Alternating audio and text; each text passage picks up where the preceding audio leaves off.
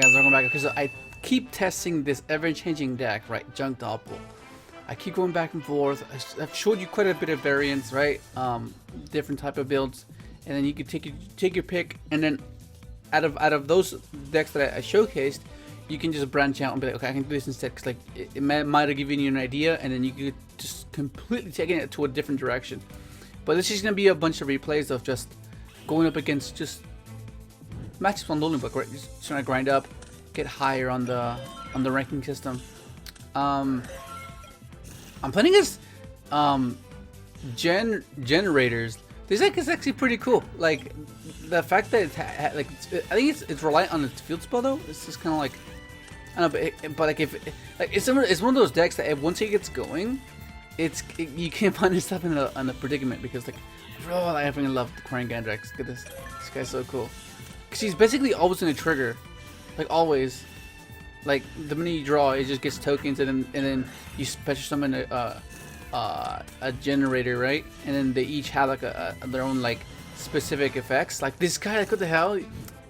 I mean, they all have to tribute a token though, so it's like just a machine or a generate monster, right? It's pretty cool though. Look at that, this Trish. And then look at this. I did all the big guys. Just nuked his board. Like this is what I like about these guys. They float. Watch, you see what I mean? Like, yeah. He popped up. I draw 2 cards, and then the charge ward comes back, taking care of the tokens. Adds that, right? Okay, and I ash the special summon. Right. Go for Omega. Look at that. In this build, I'm playing more trap. Not too much of a trap heavy deck. Just mainly 3 strikes, because you play impermanent doesn't really count as trap. It's a hand trap basically. And this is where I'm like, okay, let's see what this deck is capable of, because it went first, right? So I was like, how good can it be? Like, and you'll see exactly how good this deck is. Like, I was like, if this is what it's meant to be doing, this is scary, dude. This is so dumb. Like what are you meant to do to this? Like if I guess maybe if this becomes more relevant, and you just like prepare for it, like chalice, right? You just chalice this and it's over. Like, what's he gonna do? Chalice this? Like, okay, that was your win condition. That's how you keep. That's how you slow down the game. Look at this. And he just makes another calamities. I'm like, what the fuck? What am I supposed to be doing to that? Like, I can't really do much to it. This game was really one-sided. Like, alright, okay.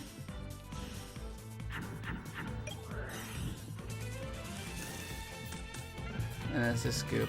And then game 3, I like game 3. Game 3 is cool. Look, I opened up the combo. I was like, okay, it's cool. He goes Ash. Okay, it's fine.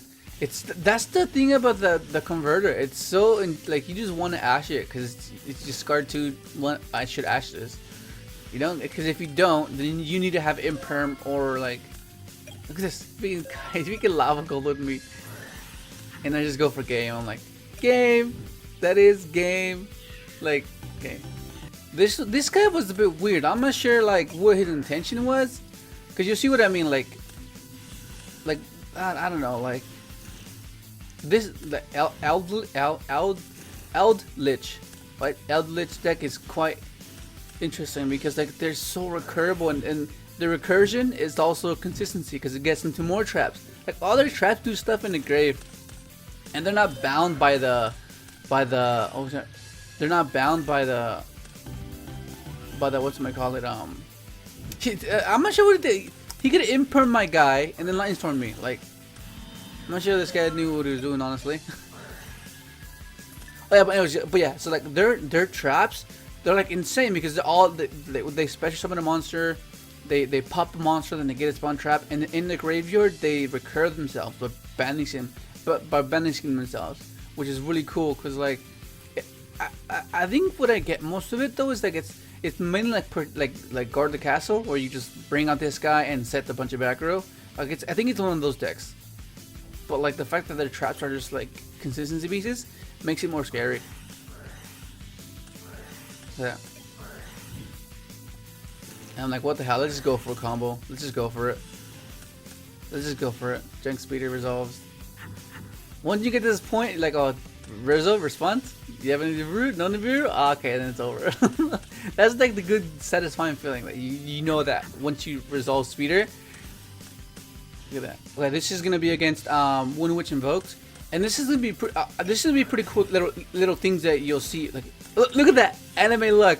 Like I said, if you open up tuning and you get lucky and you mill the Doppel warrior, then you have full combo. Like, it's insane. But yeah, look at this. Look at this. I'm gonna show you something. This is really cool. I really like the fact that this provides this. Watch. Let's see what I mean. Okay. You see the Starlight junction, right? You see this? Okay, what I noticed happening a lot, right? Like sometimes, right? I'll go summon junk, right? I'll open up like multiple tunings or multiple ways of junk synchron, and I'll summon junk. It'll get impermed or veilered or something. It'll be negated somehow, and then I'll activate Starlight junction, and then I'll tribute this junk synchron, and then summon the other junk from my hand, and then just continue from there. That's been happening a lot, like a lot. And you see what? And the fact that mid combo you can tribute any tuner and summon the synchron carrier. Well, let's just see what I mean. Look, see, I tributed the tuner, summoned another synchron carrier, and got an additional summon. Like that, little things like that, just it's amazing. Like it's just amazing.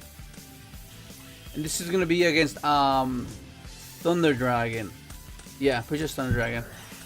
He ashes it. I'm like set pass. Sometimes it's gonna be awkward like this sometimes, right? It will be awkward like this sometimes. Oh, the reason I went for this play, right? The reason I went for this play is because like I felt that if I just summoned the junk synchron and kept the jet in hand, like I think I can do more with the jet engraved than I can with the jet in hand, the junk in hand. Because like let's say because he seems like he bricked. So at the time I wasn't sure what I was playing against. So I was like, strike can guarantee to keep me alive if I see that he has lethal on board. I'll strike, and then next turn I can just summon junk, and then have it live that way. Because if I just summon junk there and I kept the jet in hand, I can't summon jet and win. Like whereas I can summon junk and win. Does that make sense? But yeah, I go to full combo, like asking respond anything. Yeah, like anything. Yeah, just go for let's just go for it. Draw, Crystal Wing, make a Herald, and I play conservative, right? Go to Avarice, just get everything back. And try and draw into more hand traps like Veiler, like another strike, Call by the Grave, and I draw Call by the Grave and imprint. Like, okay, that's so good. And then I found out, yeah, then this is where I found out I'm playing Stone Dragon. Like I wasn't sure what he was capable of, because like Colossus is gone, and then Titan is kind of hard to make. Well, not really, but like it kind of, it's like, so what can he do? So I was like, let's see where this goes, because no matter what, I can just end on like negating everything else, right? Because I could have just stopped his entire play by just but I wanted to see what was the extent. Like he's depleted, right? And I'll end up on top with a Crystal Wing, and then we just like it gets simplified, right? He goes for this, negate it, right? And then this is where he just goes downhill from there.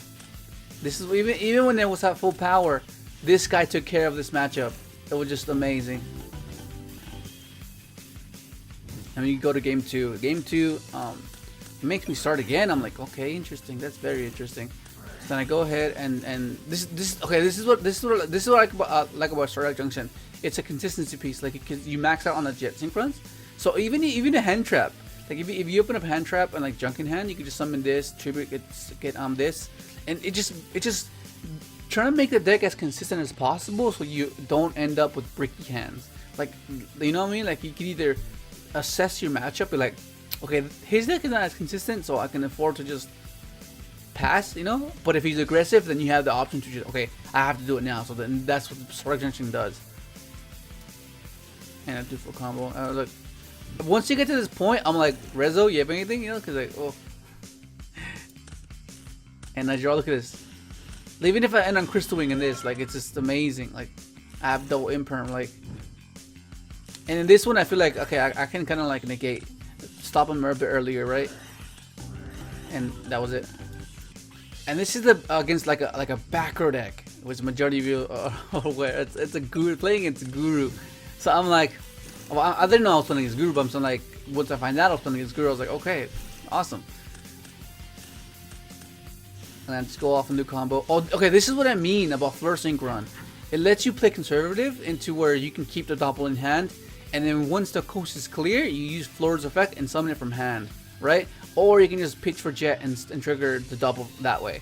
But like you don't really want to do it right away, because then if you do, you invest everything, absolutely everything. Whereas if you keep the Doppel in hand and have jet live engraved, at the minimum you have an Omega or just a Herald and a Quandax play on board, right? Like, and on top of having this, it's not that bad, because like at least you'll live and you have some sort of interaction to hinder your opponent to make sure you live, and then you just follow it up the following turn. But yeah, Fleur Synchron is amazing. Just summons just amazing.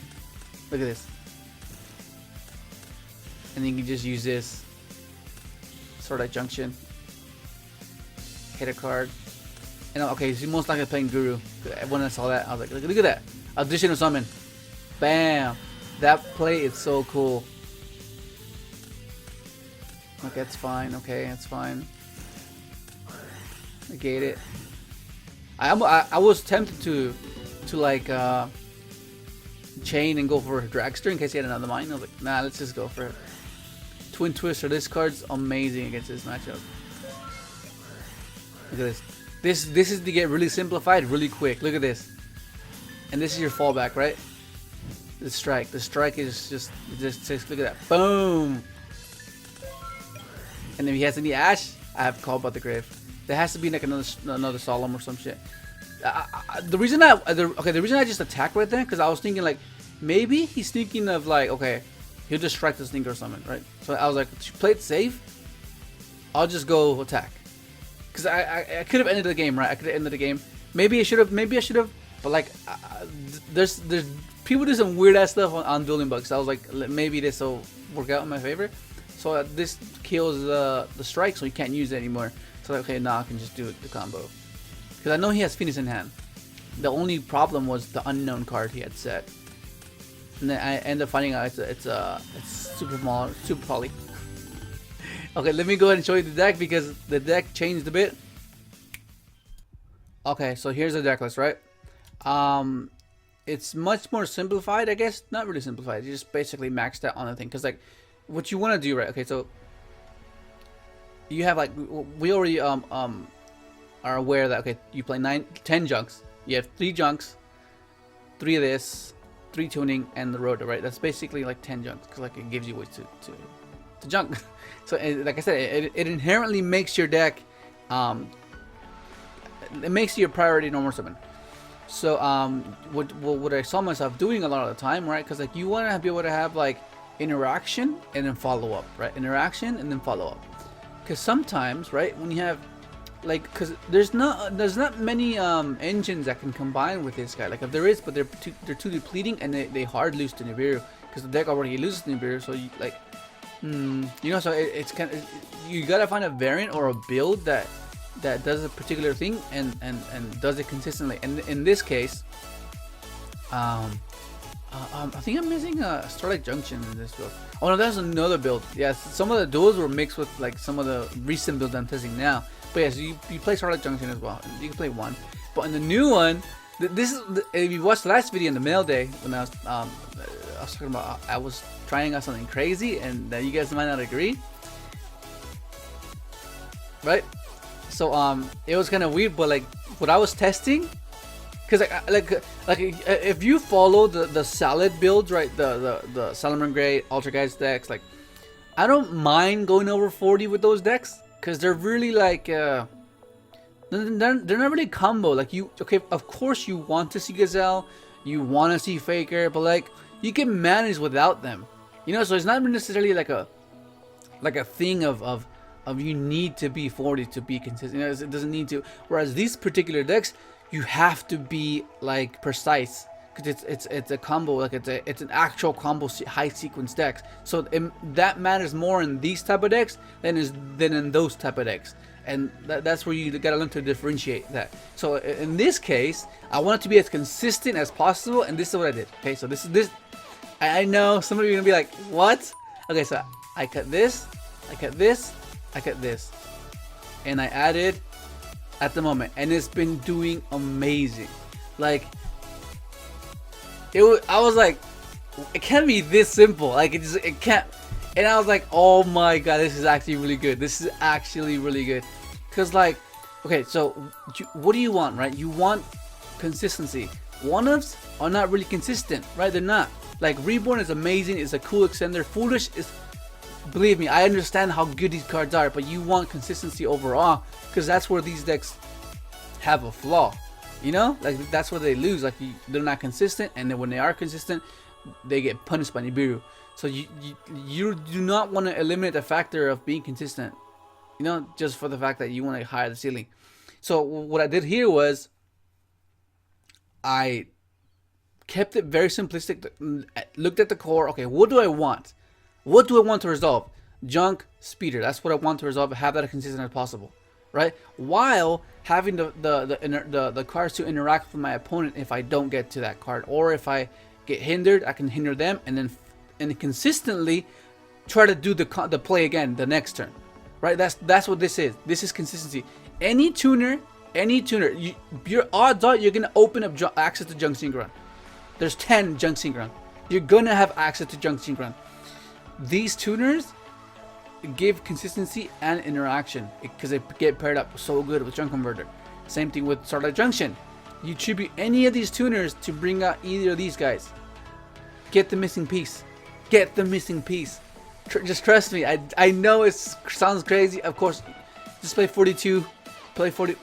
You can, but this is just like when I get to this zone, to this particular moment of how to build synchro decks, I get really peculiar and get really picky, and any one card to just bug me. Like I'll sense it, I'll feel it that okay, this is not meant to be in here, and yeah, like I said, it's not the same. I don't seem to use the same building logic with these type of decks than I do with Starlight, with Ultra guys, or like with those other decks. It's kind of hard to, because it's very different. This is very aggressive. Like Starlight is a combo deck kind of, but not really, because it can manage without like Gazelle, whereas this one is like, you know, like it's very different. You play Strike because it's like it stops Nibiru. Like you'll set it right. Let's say you want to be conservative. You open up a bunch of hand traps. You open up like either of the missing pieces. You have you have junk, but you don't have Doppel. You have Doppel, but you don't have junk. So like you just hinder them, and the next turn you need is all you need, and then you just go off, right? That's the whole point. And a lot of and this card, I side this card because like when people know what you're playing, they're gonna side Nibiru most likely. So that's when you side in this card. And so what this does is like if they give you a token and you have the minute you resolve speeder, then you can make this guy, because you pitch any card and you make him. You make him. That's it. And this is kind of why I wanted to like cut one jet and put Cyber Synchron, because like sometimes they will just crash with Nibiru and just protect with Cyber Synchron. But like having this beater with like a strike and an ash just to stall you out for the following turn is huge, because it's unaffected by anything. So this is like your Juggernaut. Attack against Ultra guys. How do they get out it? they need to generate a lot of ways to make a Boar Sword or a Boar Load, or just even a Hextia with a Mario underneath it. You know, but you're not gonna let that happen.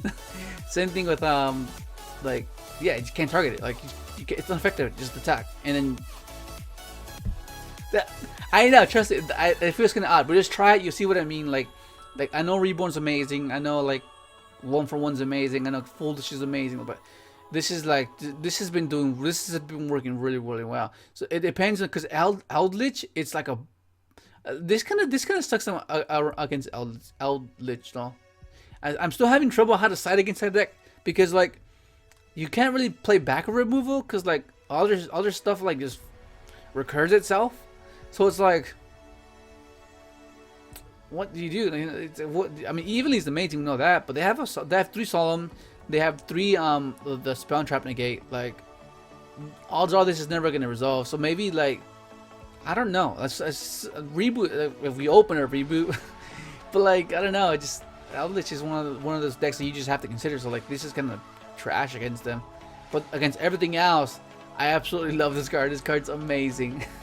But that's gonna be it. Just go ahead and try it out. I'll put the download the download link for the deck in the description, so you can try it out. And yeah, and then I'll do another video and show you guys how to play around like certain things and just how to sequence off, have like a more physical or like on that like an in-hand type of scenario, so you can grasp it a little bit better. But that's gonna be it. Hopefully enjoy the video. Like, subscribe if you haven't, and thanks for watching.